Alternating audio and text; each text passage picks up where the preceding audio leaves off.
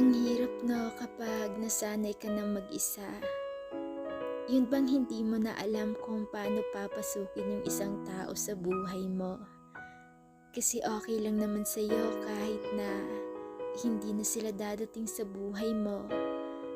Yung pakaramdam na sa sobrang napaka-independent mo na tao, nakalimutan mo na kailangan mo din ng may makakasama.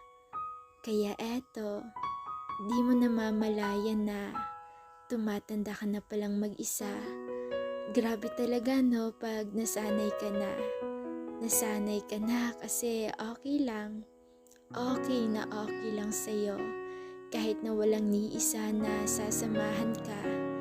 Pero alam mo kahit nasanay ka na lang palagi na mag-isa, kailangan mo din na may makakasama ka. Papasukin mo naman yung mga taong gustong pumasok sa buhay mo. Kasi tumatanda ka na ho.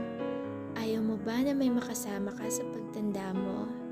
Ayaw mo ba na may taong sinasabihan ka tuwing umaga ng katagang mahal kita? Hindi kita pinapressure ha. Concern lang ako sa'yo. Kasi baka naman tatanda ka mag-isa, sayang naman yung ganda mo. At baka naman tatanda ka mag-isa na hindi mo man lang naranasan na maging masaya kapag may kasama ka.